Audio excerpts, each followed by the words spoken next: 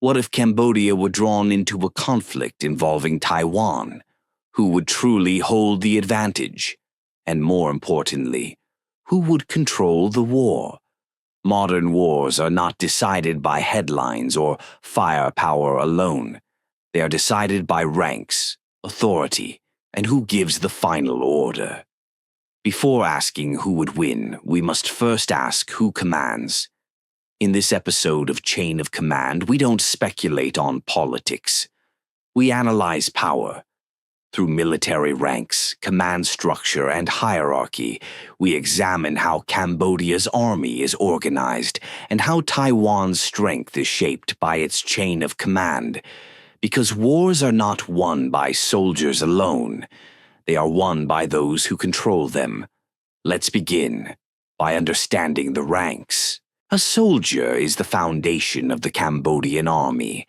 This rank carries no command authority and exists solely to execute orders issued by superiors. Soldiers are trained to follow instructions precisely, maintain discipline, and operate as part of a unit rather than as individuals. Their responsibilities include guarding positions, conducting patrols, manning checkpoints, and participating in field operations. Soldiers are not informed about strategic goals or operational planning. Their focus is limited to immediate tasks such as movement, security, observation, and basic combat duties. In border regions, soldiers often serve as sentries or frontline personnel, making them the first to encounter threats, but the last to influence decisions. Responsibility at this level is strictly personal: weapon maintenance, adherence to rules of engagement, and obedience.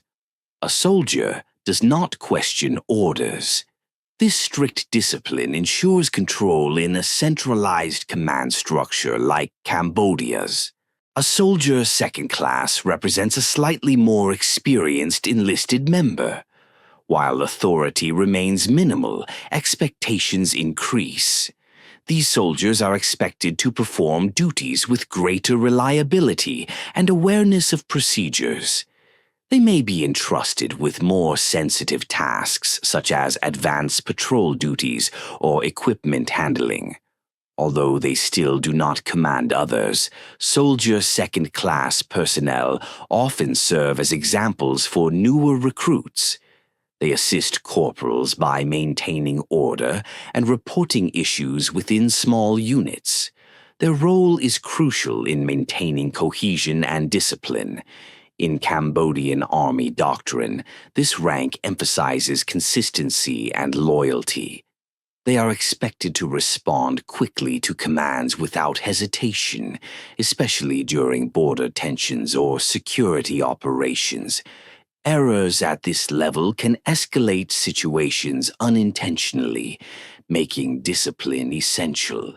Soldier First Class is the highest junior enlisted rank. These soldiers demonstrate experience, reliability, and strict adherence to military discipline. They may be informally tasked with guiding newer soldiers, but still lack formal command authority.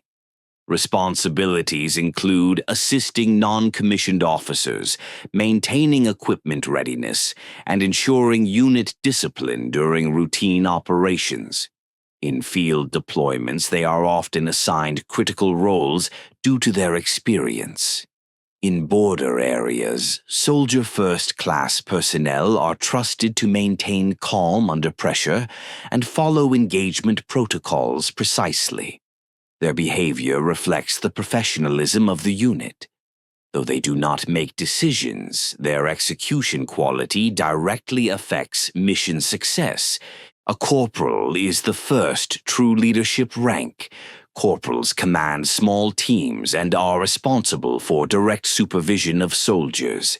They translate orders into action, manage formations, and ensure discipline at the tactical level. Corporals play a key role in patrol leadership, checkpoint management, and immediate response situations. They cannot authorize engagement independently unless rules of engagement permit, but their judgment often determines whether tensions escalate or stabilize. In the Cambodian Army's centralized structure, corporals must strictly follow superior instructions while maintaining control over subordinates. Poor leadership at this level can quickly lead to disorder. Corporals are evaluated closely for discipline and reliability. A chief corporal is a senior junior leader with increased responsibility.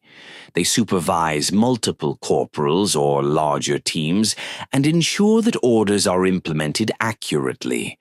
Their role is coordination rather than direct command. They act as a bridge between enlisted personnel and non-commissioned officers. In border deployments, chief corporals ensure procedures are followed and report potential issues upward before they escalate. Authority remains limited, but accountability is high.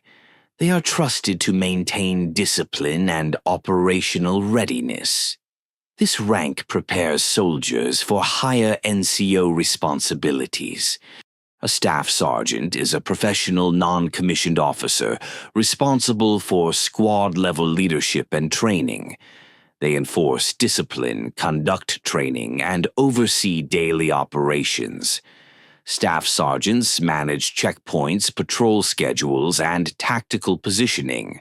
They are trusted to adapt orders to field conditions without altering intent. In Cambodia's military structure, they execute orders precisely and expect unquestioned compliance. They also mentor junior leaders and report directly to officers. Their experience stabilizes units during high-pressure situations. A master sergeant operates at the senior NCO level. They supervise multiple squads or platoon-level elements.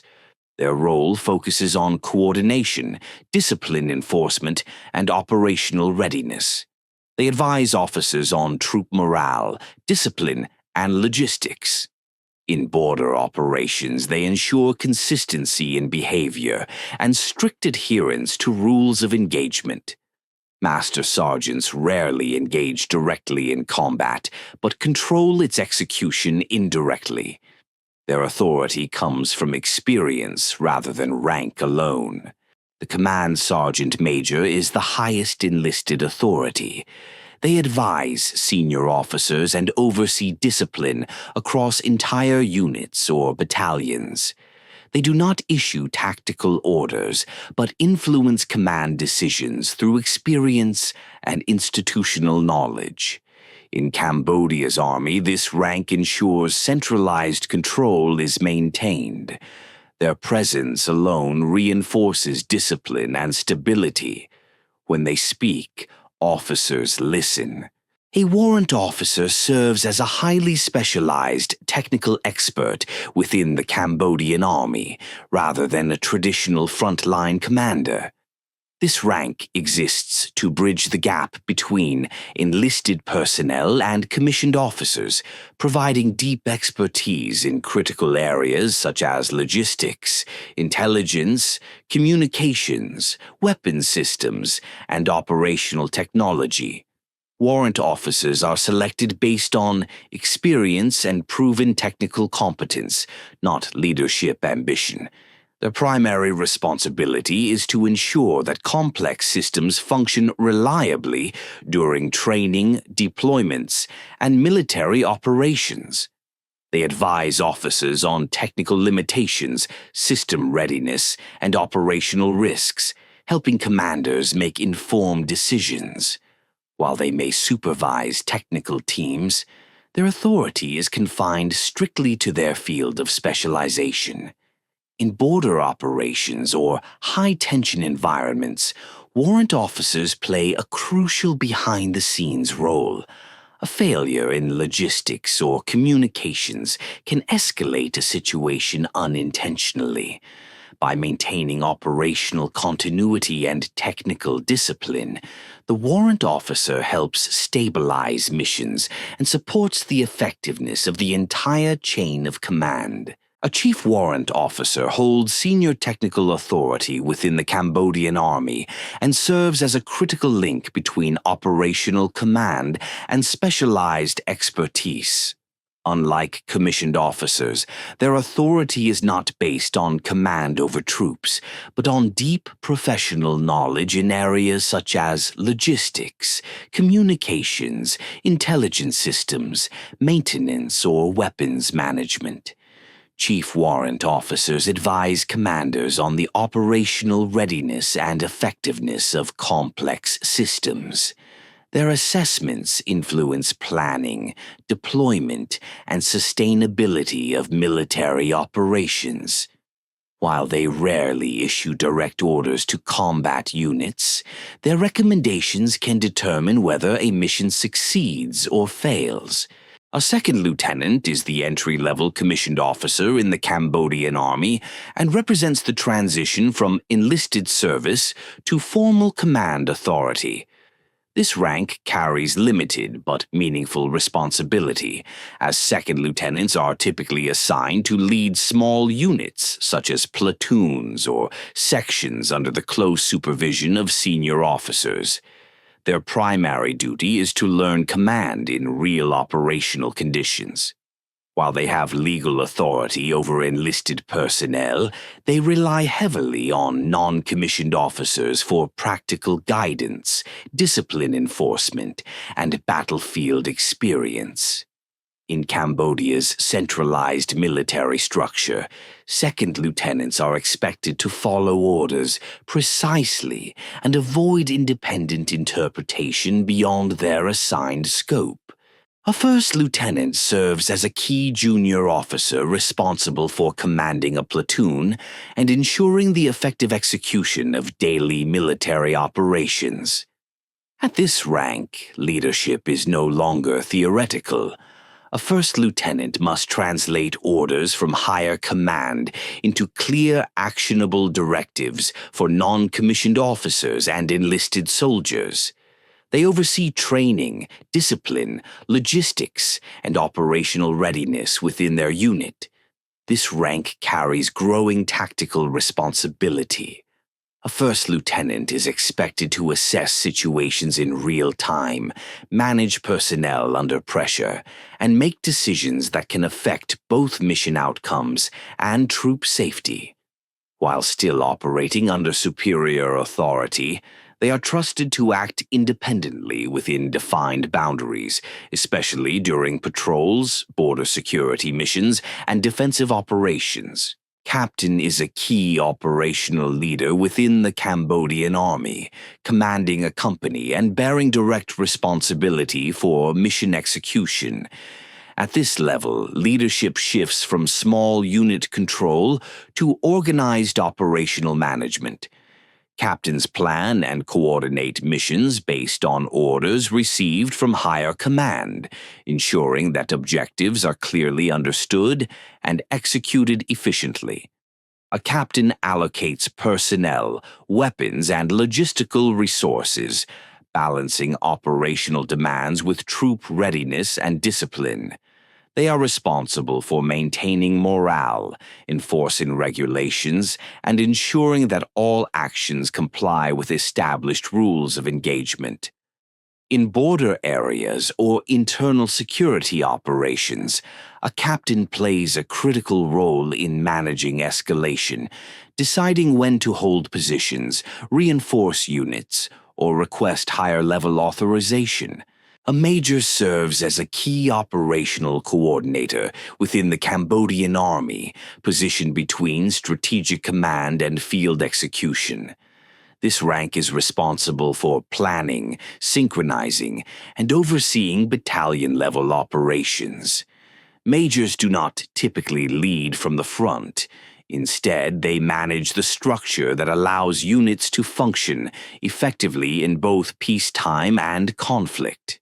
Majors coordinate logistics, personnel movement, and operational timelines.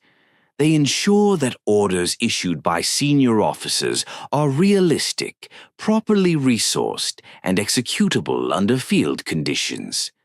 In border security operations, a major plays a critical role in maintaining control over multiple subordinate units, preventing miscommunication that could escalate tensions. A lieutenant colonel commands a battalion and holds significant responsibility for regional security and operational effectiveness. This rank oversees hundreds of soldiers and ensures that strategic objectives set by higher command are translated into disciplined, coordinated action on the ground. Lieutenant colonels manage training standards, logistics, and operational planning while maintaining strict control over subordinate officers and non-commissioned leaders. A colonel is a senior field officer responsible for commanding a brigade or serving in high-level staff positions within the Cambodian Army. At this rank, authority shifts from direct battlefield leadership to operational control and planning. Colonels oversee multiple battalions, manage resources, and ensure that strategic objectives are translated into executable orders. A brigadier general commands a brigade and serves as a key link between tactical forces and higher strategic leadership.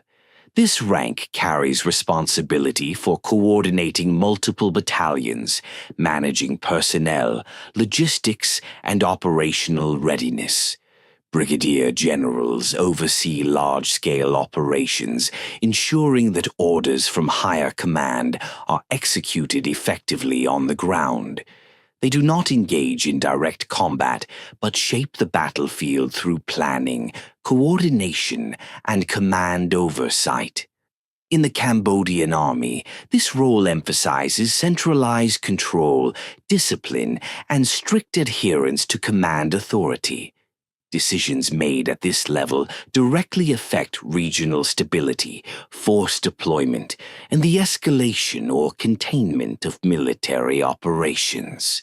In the Cambodian Army, a major general plays a key role in maintaining regional stability, especially in sensitive border zones. They do not engage in tactical decision-making, but shape the conditions under which operations unfold. Their authority is exercised through planning, coordination, and oversight, ensuring discipline and control across all forces under their command. A lieutenant general operates at the highest operational level of the Cambodian Army. This rank controls corps-level forces and oversees large-scale military operations across multiple regions. Lieutenant generals are responsible for translating national defense policy into executable military plans and ensuring coordination between divisions, support units, and strategic commands. A general is responsible for directing the overall strategic posture of the army and ensuring that military objectives align with national policy. This rank holds authority over large formations and oversees long-term planning, force readiness, and operational priorities. A general does not manage daily battlefield actions, but sets the framework within which all lower commanders operate.